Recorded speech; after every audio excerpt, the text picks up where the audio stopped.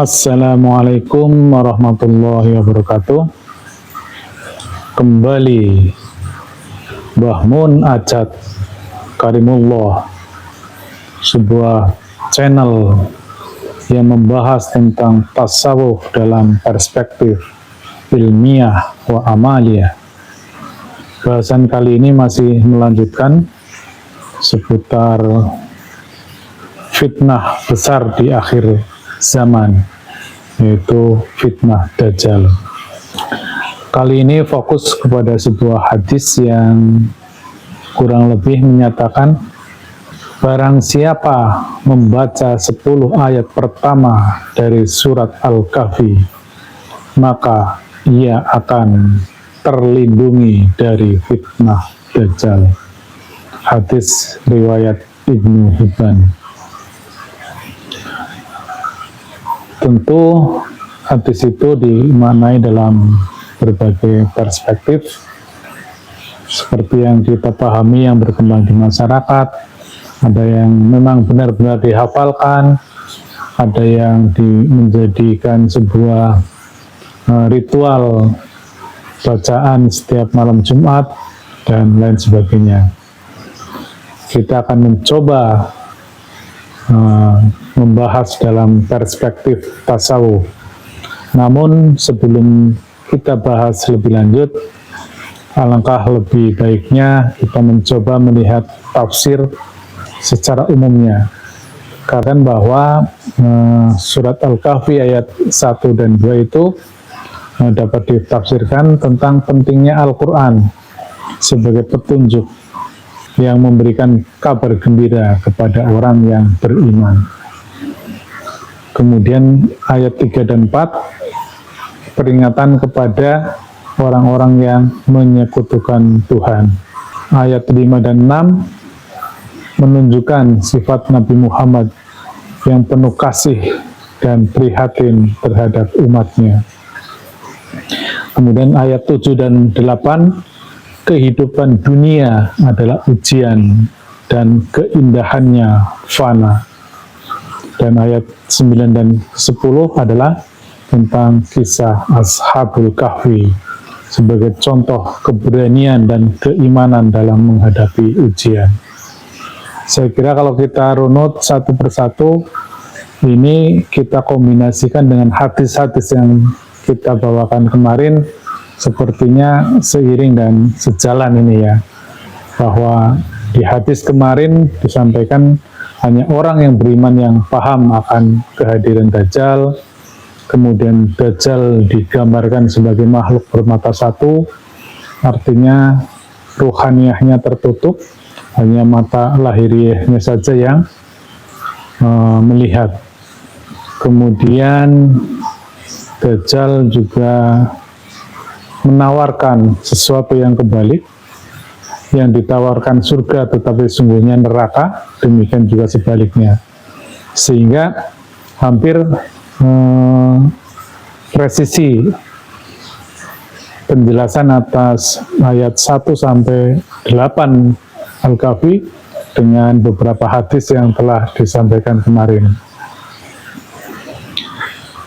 Kemudian dari perspektif sains mungkin dapat sedikit kita elaborasi bahwa ayat-ayat tersebut dapat menjadi sebagai panduan bagi kita semua, yaitu bagaimana kita akan memasuki sebuah alam postmodern, alam dengan teknologi yang luar biasa, sehingga dapat disimpulkan bahwa di era modern ini fitnah Dajjal akan muncul di era globalisasi, di era puncaknya teknologi informasi dan digitalisasi.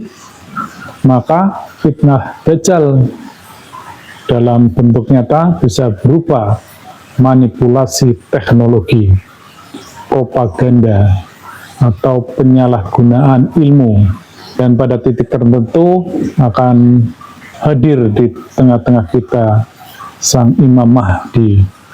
Itu pun bisa berupa propaganda, bisa berupa paradigma, tetapi dalam perspektif yang kebalikannya. Jadi kalau Ad-Dajjal itu membawa kita kepada kesadaran di bawah alam sadar, Al-Masih atau Imam Mahdi sebagai antitesanya membawa manusia ke dalam kesadaran di atas sadar. Namun terlepas dari itu, yang akan menjadi fokus bahasan kali ini adalah bagaimana 10 ayat pertama itu akan menyelamatkan umat manusia. Dan terlebih adalah pada ayat ke-9 dan ke-10 itu yang menjadi fokus bahasan kita yang paling utama. Kami dari Majelis Zikir Torekot Naksabandia Kholidiyah Nusantara yang secara silsilah keilmuan diwarisi dari kakek Prof. Qadirun Yahya dan ayahanda Sayyid Syekh Amiruddin. Sesungguhnya kami sudah diinformasikan tentang akan hadirnya Dajjal, dan benar di ayat ke-10 itu yang akan menyelamatkan kita. Menurut beliau menyebutkan bahwa manusia yang mencapai kepada makom Ibrahim itulah yang akan selamat. Apakah itu makom Ibrahim? Tentu penjelasan ini bersifat amat spesifik karena ini adalah sifatnya dimensional. Ini hanya dipahami oleh para pelaku ruhani yang sudah mencapai pada tingkatan atau makom tertentu. Jadi dalam thariqat kami, setelah jamaah itu dibaiat, artinya dilakukan aktivasi ruhaniyahnya, sehingga ruh potensinya akan muncul, khususnya adalah ditanamkan nur iman dan nur kitab, sehingga potensi keimanan, potensi kebersambungan dengan sistem wasilah itu menjadi terbuka. Demikian juga untuk dapat mengakses informasi-informasi kodim dari Lauh Mahfud itu pun menjadi terbuka. Nah, ketika kita sudah teraktivasi, kemudian kita juga diwajibkan untuk melakukan laku-laku thariqat selanjutnya. Seperti misalnya kita melakukan zikir secara sir dalam hitungan dan waktu-waktu tertentu. Dan itu sifatnya reguler, wajib bagi setiap jamaah. Zikir pun tidak cukup, maka kita juga diwajibkan untuk melakukan suluk. Suluk adalah sebuah ritual pemampatan energi agar rohani kita energinya lebih besar, sehingga kita bisa lebih mudah beradaptasi dengan sistem rohani. Mungkin sedikit saya sampaikan bahwa sistem rohani adalah sistem kebersambungan antara kita di alam realitas dengan Allah Subhanahu wa Ta'ala di alam Maha Qadim. Kebersambungan tersebut bisa terjadi karena adanya ruhani Rasulullah sebagai adaptor dimensional, yaitu yang mengadaptasi antara Allah Subhanahu wa Ta'ala di alam Maha Qadim dengan kita di alam realitas. Namun kita pun tidak bisa langsung beradaptasi dengan ruhani Rasulullah, dan kita sebagai jamaah hanya bisa beradaptasi melewati seorang penghantar, seorang transmitter. Dialah walian mursida atau sang guru mursid yang waris. Sehingga ketika ruhaniyah kita dilakukan zikir secara intensif, dilakukan riyadhah, kholwat secara terus-menerus, maka energinya akan semakin meningkat.